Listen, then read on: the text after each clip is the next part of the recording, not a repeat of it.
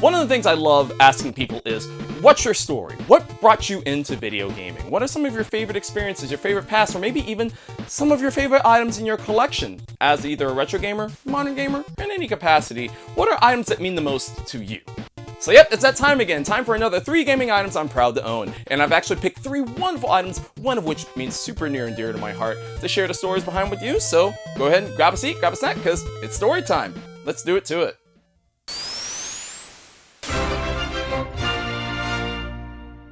So to kick things off today, let's go turbo. TurboGrafx, that is. So yeah, the TurboGrafx 16, a little console that sandwiched in between Sega and Nintendo. Many of us, I feel, didn't really get a chance to experience growing up. Now, what does this mean to me as a gaming item that I'm proud to own? Because in my area where I grew up, when I grew up as a Sega household, as you can see, obviously, Genesis, my favorite gaming console of all time. And my neighbor had a Nintendo. And I didn't know anybody else that really had a TurboGrafx. But if there was one thing that I did do, was I kept my finger on the pulse of what was happening in gaming, basically at that time. I read all the magazines, I tried to keep up with all the news. And so when I found out about this one little console, the TurboGrafx 16, when I found out about this console, my interest just completely peaked. The games on it didn't look anything like you would see anything on Super Nintendo or Genesis or really anything like that. It was an island onto itself. But what was cool about them is that they actually had something called TurboDirect, where with TurboDirect you could actually order games directly, order consoles directly. You could see the comic, which starred Johnny Turbo, which is the coolest comic at that time, I guess. Looking back on it, it was really weird. You could also get promotional items, it'd be t-shirts or VHSs. And y'all know me, I love shmups. I love shooters, shmups, whatever you want to call them. I love space shooters, probably more than any other, like traditional side-scrolling, vertical-scrolling shooters. And there was one game on the TurboGrafx that piqued my interest more than anything, and that was Lords of Thunder. If you don't know what Lords of Thunder is, it is a tremendously wonderful mix of like steampunk-style, medieval-style visuals with a heavy metal soundtrack. Now, when I heard about Lords of Thunder, I was like, I needed to have this in my life, but of course I didn't have a turbo. But what you could do is you could actually get this. This is the promotional VHS tape for Lords of Thunder on the Turbo Duo, the TurboGrafx 16, really. And so I applied and I got this VHS by mail because I wanted the console so badly. And in my area where I grew up, TurboGrafx wasn't available completely nationwide. There were certain areas that you just couldn't walk into a store and buy. Like you couldn't walk into a FuncoLand or a Best Buy or something like that back in the day to go buy a TurboGrafx where I lived. So everything else had to be by mail order. And of course, my parents, they were like, we already have a Sega. You still have the NES. There's no reason for you to get a TurboGrafx. We would get a 32X later, unfortunately. The TurboGrafx, though, is a wonderful system. If you haven't really gotten a chance to check out the library of the TurboGrafx, it's fantastic. But back to this VHS tape. And what's so cool is that going back and watching this VHS tape now, you can look and see how much of a 90s capsule it is. It showcases just the outstanding gameplay, which, for those who don't know about Lords of Thunder, it is my favorite TurboGrafx game of all time, one of my favorite space shooters of all time, or side-scrolling shoot-'em-ups of all time. It's just outstanding of a game. But this VHS means a lot to me, because when you go back into it, I immediately am taken back to my childhood, and it's so crazy to go back and look at it now, because you realize just how many pot shots that they took at Sega, at the Sega CD. Now granted, a lot of those things are justified considering what Sega was pushing at the time. I remember the one particular part of the video that always speaks out the most to me was the one guy with like this mullet of a haircut and he just looks dead in the camera. He goes, ha ha ha, Sega CD, I've seen it. Marky Mark and the Funky Bunch? No.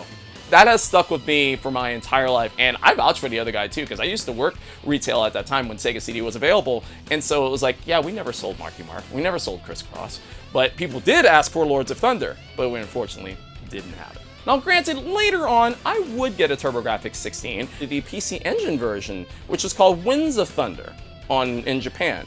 Why they called it Lords of Thunder in America, I don't know the exact reason. Probably to sound more metal because the game is hard as balls. The game itself is absolutely incredible. Like I said, if you've never played Lords of Thunder, it's awesome. Now granted, it's a little bit trickier to get a legitimate copy now, aside from getting a PC Engine or TurboGrafx. There is one thing that you can get that has it on there, and that is the TurboGrafx 16 Mini. Now y'all know how much I love mini consoles. But the TurboGrafx 16 Mini has Lords of Thunder, and it has so many other different types of games to it. I actually have another video in mind that if I do decide to get to it, I'll post a little link in the corner up there for you to watch it about games that should have been on it. But literally, Lords of Thunder is just, it's an outstanding game, and I'm super proud to have this still in my collection, and I won't let this go. I mean, I don't have hardly any of the Sega promotional items or like that of the VHSs. And fun fact, this was actually edited by the Birdman, Tony Hawk. All the hot shots and the pot shots that they took at Sega CD, and this game would come out for the Sega CD later on. Kudos to TTI, Turbo Industries, NEC. It's just wonderful. It's fantastic. So, my next door neighbor, like I said, I was the Sega household, they were the Super Nintendo household. And so we shared a lot of things, and we actually had a lot of differences on games, pop culture, movies, cartoons, all that good stuff. But there was one thing that we actually did share, and that was we both loved wrestling, professional wrestling. We both were big fans of it growing up. Now, granted, I also lived in a house that was pretty adamant against wrestling, but I still enjoyed it all this day, and even today I still like professional wrestling. It's something I share with my wife, Ranchan. She took me to WrestleMania 25. So for those who don't know, there was a battle roughly around the same time that there was a battle between Sega and Nintendo. At that same time, with wrestling, there was a battle between WWF and WCW. I was WWF at the time, and my next door neighbor was Team WCW. And what was cool about it, because he had the Super Nintendo, that means he also had this. This is WCW SuperBrawl Wrestling. So, for those of you that don't know, there's never been a WCW game on any Sega console, ever. There were plenty of WWF games, but there were no WCW games. For some reason, they always stuck directly to Nintendo. I don't know, maybe it had to do with FCI, because they never published anything Sega. I'm not really sure what the deal is with that. So, what does this game mean to me? Well, two things. One is because I actually rekindled my memory of this game thanks to another YouTuber that I actually love and adore his channel. His name is Ian, 616 Entertainment. He does all different kinds of things involving video gaming, whether it be Mortal Kombat, Resident Evil, horror. But the biggest thing is his pro wrestling series, whether it be the 616 Thunder, the retrospective series, the Triangle X Squared Circle. He does all kinds of stuff. But the video I found him through was his history of WCW video games. And when I watched that video, and it all came back to me about how I used to play this game with my next door neighbor pretty vigorously throughout every single weekend. And that's when I got exposed to WCW, and I started learning about the different wrestlers and the different characters that I didn't really get the time of day, and I started you know what, I'm gonna check out this WCW. And I enjoyed it. And even still today, I still get a little bit of a kick out of WCW. For better or for worse in some of its later years, Vince Russo. You know how when you grow up with a game and you love it as you're a kid and you don't play it for years and years and years and years and years, and maybe you watch a YouTube video or something like that, and you're like, oh, I want to go back and play this game. Yeah, that's when I realized that WCW SuperBrawl Wrestling is not good. I mean, it's slow, it's choppy, the buttons are barely responsive as it is. Pretty much every wrestler has the same moveset aside from some special moves. They basically are like WWF Attitude to try to pull off. It's really cumbersome. I mean, the game looks okay. Like, the wrestlers look like the people that they're supposed to portray. The character select screen is kind of cool because they all have these different animations, and they actually taunt at you at the camera. Most of them don't sound like the actual wrestlers. No second chance. Woo! The sexiest man alive. Ow! Who deserves the belt? I'm bad! Show me respect. Especially Scott Steiner. Coming to get you. Hailing from Dunkin' Donuts! The presentation is good. I like Tony Schiavone's commentary that they put in there. But above all, though, yeah, the game is just, it's really no fun to play. But considering that this was a game that I always wanted to have ever since I was a kid, even knowing that it's a bad game. And it's interesting that sometimes those bad games still can bring in those heartfelt memories. And that's exactly what this is. Big thank you to 616 for bringing this back to me. Like I said, I'll leave a link in the pinned comment in the description. Go check out his channel, seriously. And but there's one other thing about this too that kind of tugs at my heartstrings a little bit, is if you look at the cover of this game, 3 of the biggest wrestlers in WCW history are actually on this cover. Ric Flair, Sting, and Vader, Big Van Vader, Leon White, who recently passed away not too long ago. Rest in peace, Vader. I loved Vader. This game still means a lot to me, even in my small but mighty Super Nintendo collection, so thank you, Ian, for helping me rekindle that memory. I'm glad to have it after all these years. So the last gaming item I want to share with you all today is something that happened last year, and it's something that means a huge amount to me. So I'm sure, as you're watching this video, you might have noticed that, hey, there hasn't been a whole lot of YouTube uploads in a while. Where have you been, G? All that good stuff. So I decided not to do like a channel update or anything like that and just come out with new content, because lately, within the last 2 years, I've actually been streaming on Twitch. It's been a wonderful journey. I've been streaming on Twitch, twitch.tv/GToNextLevel.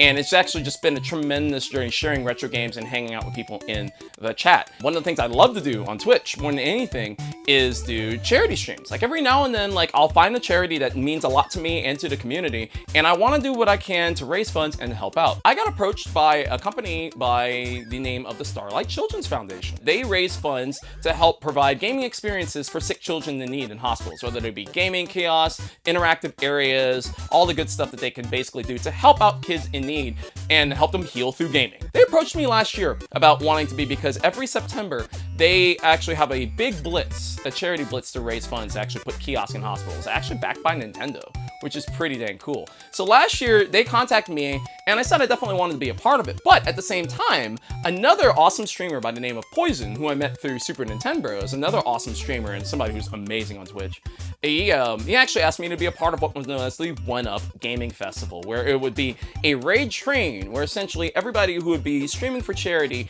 and they would raid, basically they would bring their community to the next one, and so on and so on. And when I asked them about it, it's like, well, what's the fun for? The Starlight Children's Foundation. And I was like, sometimes, you know how like when the stars just align, like just right, you just have to take that opportunity, take that moment. So I was proud to be a part of that. And so it happened. It was a wonderful stream. I had a blast. I streamed the NES Remix Pack on the Wii U, doing interactive things with everybody to raise funds. And it was really, really cool and amazing. So I wasn't really expecting anything back from that out of anything, aside from this pin and a shirt that they sent before we actually got the stream going. But just recently I got a package from them, and it contains like basically thanking them for everything that we did that last year. It came with a shirt, it came with some stickers, it came with a harmonica. I have no idea how to play harmonica, but the one thing that really sticks out the most to me, and I had to frame it and put it on my wall immediately, is this: a commemorative plaque, basically showcasing not only just for me, but for the entire 1UP Gaming Festival for what exactly they did. And this is just, when I saw it, like my heart just dropped for a moment. Just realized just how amazing this was. The Starlight Children's Foundation honors G to the next level in the 1UP Gaming Festival for the placement of a Starlight Nintendo gaming station at the Mayo Eugenio Litta Children's Hospital on behalf of the thousands of seriously ill children to whom your donation will bring happiness. Thank you. Certified by Starlight and by Nintendo. And like, this is just incredible. This is absolutely incredible. Knowing that we raised enough to help put a kiosk out there really just means the world to me. And I'm proud. I actually am going to be doing it again later this month. So definitely check it out and contribute and donate if you can, because I'm going to be doing it again this month. Hey everyone, so quick post-recording update. Not only did we do the 1UP Charity Festival again this year, not only did we raise up enough money to put a new kiosk in another hospital, but it is confirmed that it is going to be at the MD Anderson Cancer Care Facility here in Houston, Texas. Y'all, I have no idea how excited I am that this is going to happen. So thanks to everybody who made that happen. But as far as like what it means to me, it's not just about the plaque. It's not just about the other items that came with it. It's just about the fact that I made a difference. And if there's anything I love is being able to help and make a difference in some capacity, this is one of the best ways to do it. And I really, really hugely appreciate Poison and the 1UP team and Starlight for bringing me in. And I am proud and honored to help them out in any way that I can. And this is wonderful.